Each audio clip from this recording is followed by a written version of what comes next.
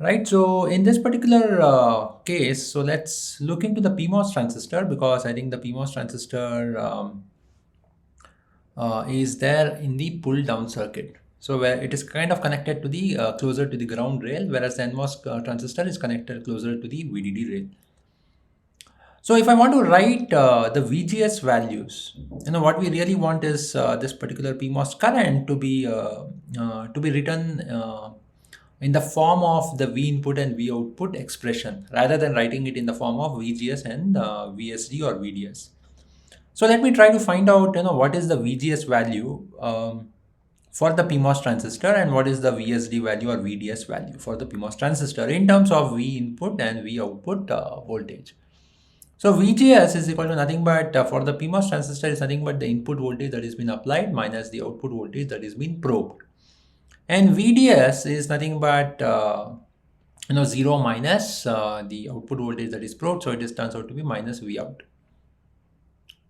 Right, now let's take an example very similar to how we have done for the NMOS transistor. So let's take an example by picking the input voltages and then see for the different ranges of output voltages what is the current of the PMOS. Right, very similar to how we have evaluated for the NMOS transistor and derived or deduced the IV profile. Right, so let's pick up an input voltage of 5 volts.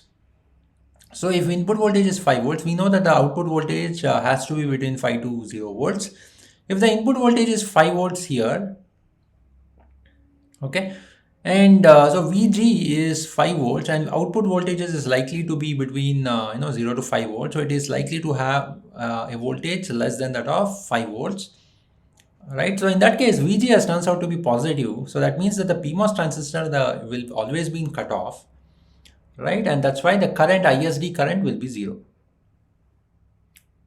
Right, so if VGS is 5 volts, on the other side, the output voltages will always be between 0 to 5 volts. So the VGS range, the VGS value will be the maximum value will be 5 volts, and then the minimum value will be 0 volts, which will always be less than it is always positive value for a PMOS transistor. So hence it will be cut off, and then the current will be 0.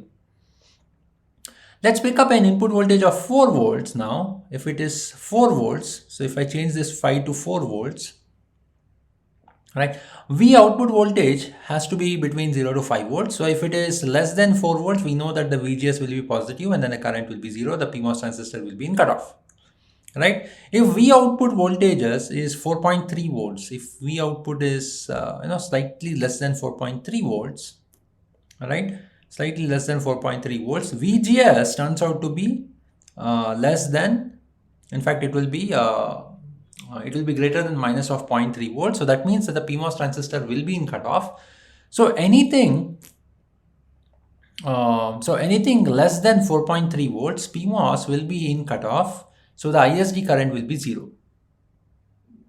Okay, so whenever this particular terminal, S terminal, if it is less than or equal to 4.3, we will get the current to be 0, because the PMOS transistor doesn't satisfy the VT voltage. So that means that the PMOS transistor will always be in the cutoff, and hence the current will be 0. If the output voltage is greater than 4.3, that means that the VGS value will now be going more and more negative. If the output voltage is going beyond 4.3 to 5 volts, in that case the VGS value becomes more and more negative. That means it crosses the negative threshold voltage that is required for the PMOS transistor, and thereby there will be a flow of current. Right, so but we have to make sure that whether the PMOS will be in linear or the saturation current. Right, so in that case, let's say that the V output voltage is 5 volts. Right, so VGS will be more negative than the threshold voltage. The threshold voltage is minus of 0.3. VGS will be minus 1 volts. VSD turns out to be 5 volts or whatever. VDS is minus 5 volts. So minus 5 volts is much negative than that of the minus 1 volts that is coming from VGS. And VGS, minus of VT, in this case PMOS, so it will be minus 1. So if I take this VGS of minus of VT, it turns out to be so minus 1 VGS plus minus of 0.3.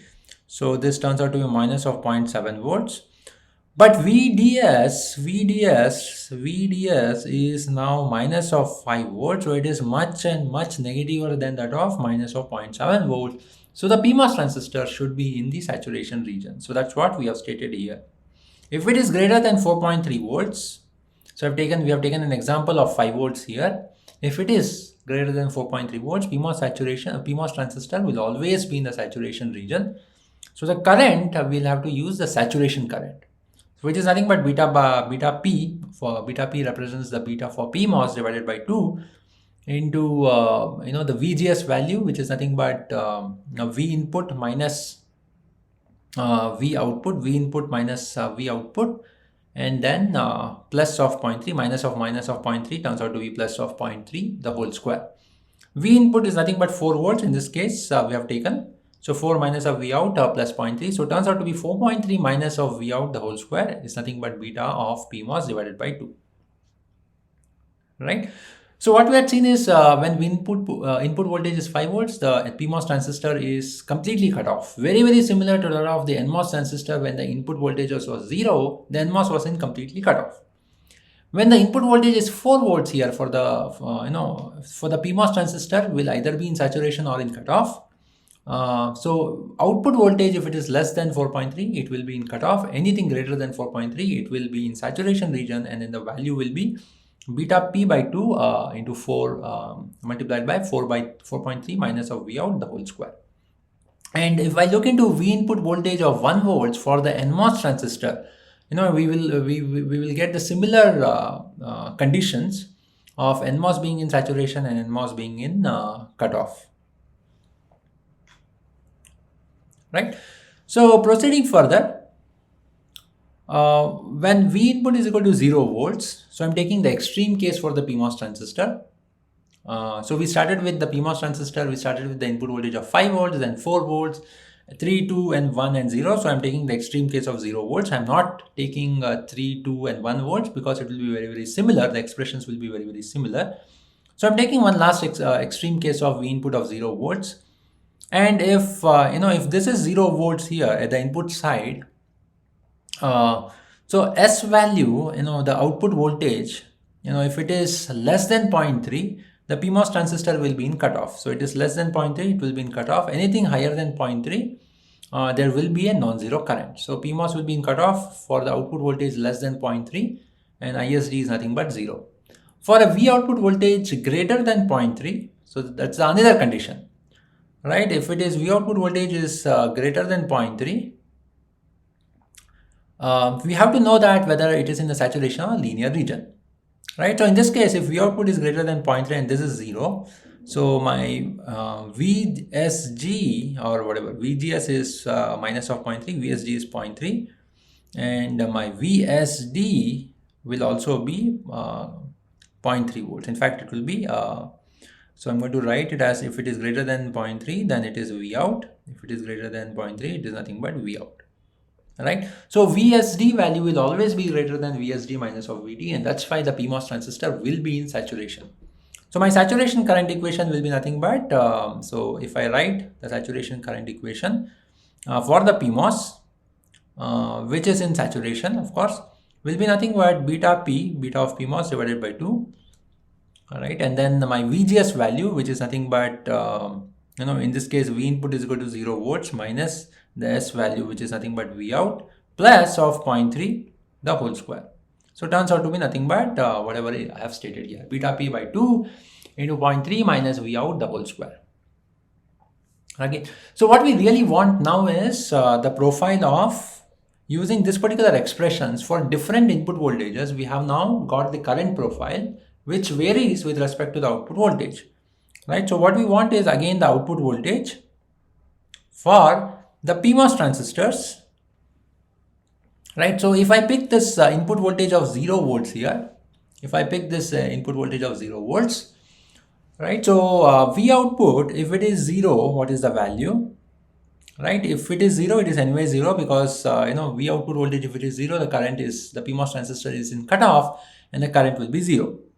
If it is 1 volts, if V output is equal to 1 volts, so what should be the value? If V output is 1 volts, I will have to put in this particular saturation current equation 0.3 minus 1 0.3 minus 1 the whole square into beta p by 2. So I'll get some value here, which is nothing but 0.7 square beta p by 2. Similarly, for 2 volts, it will be nothing but 0.3 minus of 2 volts into beta p by 2. Of course, this will be the square. So I'll get 0.3 minus 2, 1.7 the whole square. And similarly, if I take 5 volts here, right, it will be 4.7. Right, so I will get something like this. So in fact, I should, because it's a parabolic profile, so below 0.3, so something like this. So this 2 points, I'm going to erase it. So this particular point will be my 4.7 the whole square beta p by 2. Right, this point will be my, for 2 volts, it will be 1.7 square beta p by 2. This point will be very, very close to 0.7 square beta p by 2. Okay, so what we have got now is the current versus the output profile for one specific input voltage. So I should be able to draw it for a different input voltages. And that's what we have drawn here. So the current profile with respect to the output voltage, right, for a different input voltages. So in the previous slide I had shown the V input voltages of 0 volts. Similarly, for input voltage of 1 volts, 2 volts, 3 volts, 4 volts.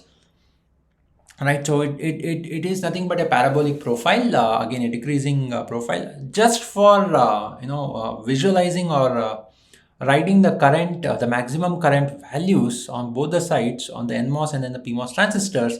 I have drawn two parallel y-axes. So I've drawn two y-axes, one for the NMOS current and another for the PMOS current, right, with the maximum values. Right, so the maximum values are nothing but 4.7 square beta p by 2 for the PMOS and 4.7 square beta p by 2 for the NMOS, but for the different voltages, of course. Right, so for the input voltage of 5 volts, NMOS is giving me a current of 4.7 square beta n by 2, and for the PMOS, I'm getting 4.7 square beta p by 2 for the PMOS transistor, right, but for input voltages of 0 volts. So now what we have got is the current profile of the PMOS and NMOS.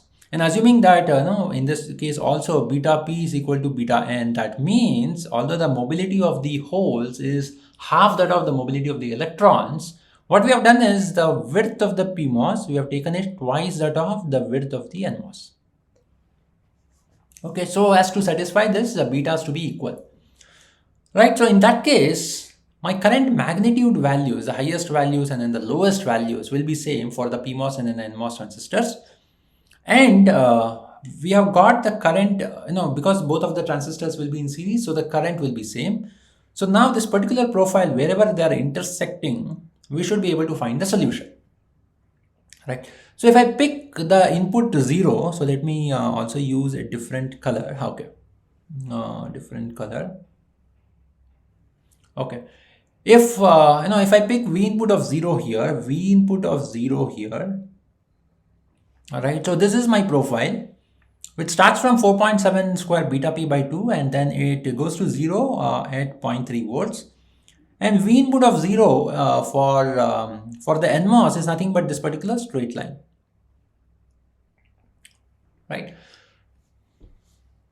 So my intersection point is nothing but this particular points will be my intersection points. So 0 to 0.3. Right, because beyond the 0.3, both of them. So starting from 0.3 volts, it will have a series of intersection points. Similarly, okay, let me pick up another color. For an input voltage of 1 volts, it starts from 3.7 square beta p by 2 and then goes till 1.3. So this is what I have written here. And right on the NMOS side, if I want to pick up the V input of 1 here, so this is the V input of 1 profile, which is nothing but starts from 0.7 square beta n by 2 and then goes to 0 at 0.7. Right. So the intersecting points in this case will be nothing but 0.7 to 0.3. 0.7 to 1.3 volts, right? That is where I'll get the intersection or the series of the intersecting points for the input voltages of 1 volts, where the current of both NMOS and PMOS are matching. Similarly, for input voltage of 2 volts, right, again it will start from 2.7 square beta p by 2, and then at 2.3 volts it will go to 0. And similarly for input voltage of 2 volts, that is on the NMOS side, I will get it starting from 1.7 volts, right? So this becomes my intersection points again, right? And then similarly for V input of 3, it will start from 2.7 and then go till 3.3 is the intersection points. And then for V input of 4, I'll get 3.7 to 4.3 values. And then finally for V input voltages of whatever 5 volts, I'll get 4.7 and this one, right? So now what is happening is, for the different input voltages, I'm actually getting a series of intersection points. So if I pick V input of 2 volts, I'm actually getting intersection points from 1.7 to 2.3 volts, right? So the output voltage is now a series of this output voltage solution points. So if I give an input voltage of 2 volts for this particular new circuit design, at the input side, if I provide 2 volts, the output voltages could be 1.7 to 2.3. So a difference of 0.6 volts. So the intersection point or the output voltage can lie in between this 0.6 volts, starting from 1.7 to 2.3 volts. Right? Hope this is clear. This is what we'll get mathematically or graphically, right? So this is what I have highlighted again, the intersection points here. So the same as nothing but what I have shown in the earlier slide is the intersection points 0 to 0.3, 0.7 to 1.3, 1.7 to 2.3, 2.7 to 3.3, 3.7 to 4.3, and 4.7 to 5 volts. Right, so this is the intersection series of the intersection points. So remember that in your inverter design, although we had got the currents to be the same for the PMOS and NMOS points, we used to get only one intersection points, right, apart from the VDD by 2 as an input voltage. So only for, when both the PMOS and NMOS transistors are in saturation, we will get a series of intersection points. Right, in all other cases, we got only one unique intersection point, and thereby we got a unique output voltage. Right, for a specific input voltage, we got a unique output voltage, except at the transition region. Right, in this particular case, we are not like that. We are not getting like that. So for every input voltages, we are getting a series of intersection points. Right, that too, it is a theoretical or a graphical analysis. Let's see what it means. So if I actually draw a transfer characteristic, so this is my transfer characteristics. Right, output voltages with respect to the input voltages. For a specific input voltages, for a specific input voltage in the sense 0 volts or 1 volts or 2 volts, 3 volts, 4 volts, and 5 volts, what are those intersection points? Or what is that output voltage? So the output voltage is lying between 0 to 3 volts. For 1 volts of input voltage, the output voltage is anywhere between 0.7 to 1.3. For 2 volts, it is somewhere between 1.7 to 2.3, and then for 3 volts, it is 2.7 to 3.3, and then so on. So that's what we have got. This is the transfer characteristics, right? But looking closely at it, now is it really possible to is it if I pick 1 volts as an input voltage, is it really possible for the circuit to reach a point in between these two extreme steps? So let me say that for 1 volts, the lowest point here is 0.7 volts at the output side and 1.3 volts, right? So if I really want to see whether it is possible for, if I apply 1 volts here at the input side, whether the output voltages can actually reach somewhere around 0.8 or 0.9 or 1 or 1.1 or 1.2. Right, and similarly, if I pick 4 volts, can it actually really can be in between any of these 2 points? So 4 volts, it will be 3.7 on the lower side and 4.3 on the higher side. So anywhere between 3.7 and 4.3 can the output voltage be at the steady state value of, let's say, 3.8 or 3.9 or 4 or 4.1 to 4.2 and so on. All right. Okay. So yeah, coming back to this particular point, Let's say the input voltage is, input voltage is 1 volts. Okay. And let's say that the output voltage is actually 0. Let us start with a very simple case. The output voltage is 0. So the input voltage is 1 volts. So I have a VGS value of VGS value on the PMOS side is positive 1 volt, and the VGS value on the NMOS side is positive 1 volt. So the positive side PMOS, this will be off. So the PMOS will be off and NMOS will be on. It means that it is not in the cutoff. So the NMOS will be in not in cutoff, whereas the PMOS will be in cutoff. So the current for the PMOS will be 0. And the current for the NMOS will be, we'll have some kind of a current here, right, on the NMOS side. So what it implies is, although, both the series currents should be same, but what we are saying is the NMOS, there will be some current, and then the PMOS, there won't be any current. So what it really means is this particular output voltage, there will be some current before reaching the steady state value. Right. So what we have said is the PMOS and NMOS steady state current should be in, if they are in series, the steady state current should be equal, right? But let's say that input voltages was something else, and then we have switched on the power supply, and then I'll get this 1 volts, and thereby I will get some kind of a transient current before reaching the output before reaching the steady state output voltage, right? So the initial conditions are output voltage is 0, input is 1, and that's why NMOS is on and PMOS is off. And thereby now I will start getting the NMOS current, which will make that which will ensure that the output voltage is gradually increasing from 0 to some value. Okay. So in that case, if input voltage is 1 and output voltage is increasing, output voltage is increasing from 0 volts, it increases to, let's say, 0.1 volts. No problem. VGS is still 0.9. It increases to 0.5. No problem. VGS will still be 0.5. If it increases to 0.7, output voltage increases to 0.7. Right, from 0 volts, it increased to 0.7 volts. After that, my VGS, this particular channel, right, so the VGS will be 0 volts. VGS will be 0.3 volts. If it starts increasing beyond 0.7 volts, if the output voltage starts increasing beyond 0.7 volts, the VGS value will be less than 0.3, and thereby the channel here that is formed for constantly charging the output node voltage will not be there. So the output node voltage can reach effectively till 0.7, right? So the output voltage started from 0 volts, right, and it can reach to 0.7.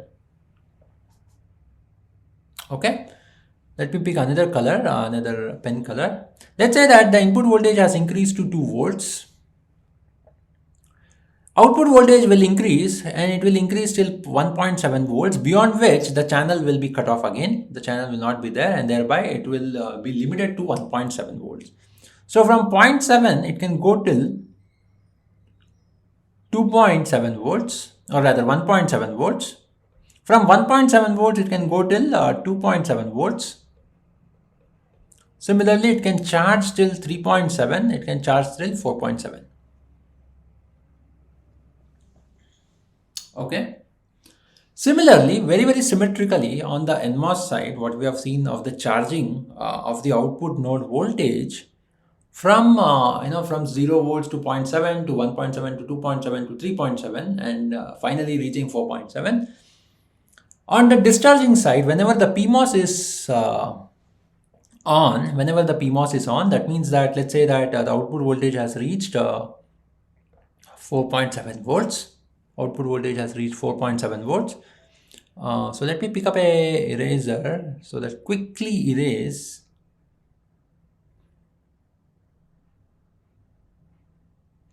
Okay, quickly erase this. Quickly erase all these things. Okay, and then let me pick up a pointer.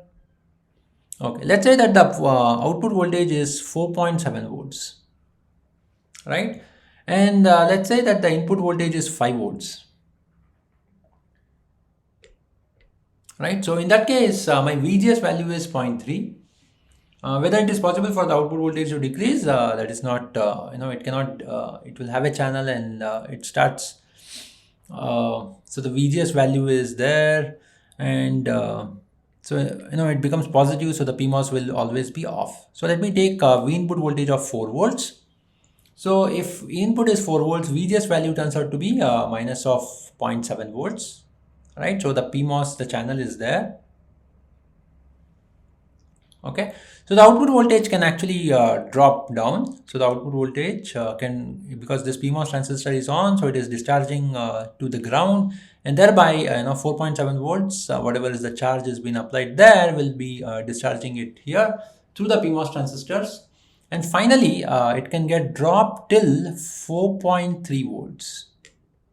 Because beyond that, the PMOS, that whatever the channel was there, which was facilitating the discharge path from 4.7 to 4.3, right? Beyond that, it will not possible, because the channel won't be there, right? So from 4.7, it can actually go to 4.3. And then if I decrease this, the input voltage to 3 volts, so the VGS will be much negative, so it can drop till 3.3 volts, beyond which the channel will not be formed, and then thereby it can go till 3.3, it can go to 2.3, it can go to 1.3, and finally it can go till 0.3. So this is what we will have: 3.3, 2.3, 1.3, and then finally 0.3 voltage as a steady state value. And again, once again, when the input voltages is applied as 1 volts, once again it will charge to so I'll use a different ink, and it will charge back to 0.7. So this is what we will have, the transfer characteristics.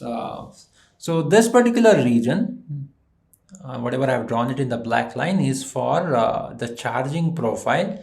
So while the output voltage is actually moving up, right, from 0.3 it can reach till 4.7, and the discharging profile, while it is getting pulled down by the PMOS transistor. So finally we will have, so this particular region of the red is nothing but our discharging. So the output voltage is dropping down,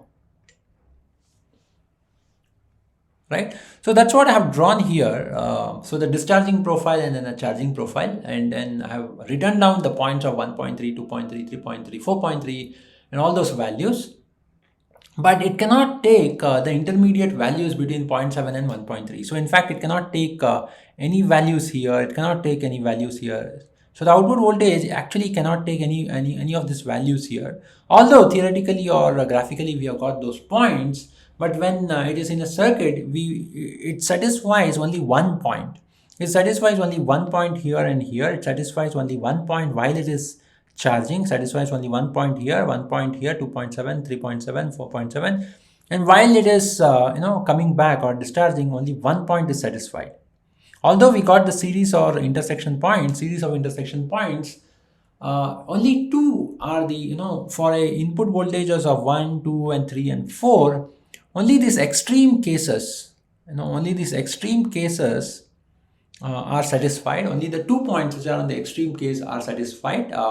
While it is going up, only one case is satisfied, only one intersection point is satisfied. While coming down, only one intersection point is getting satisfied.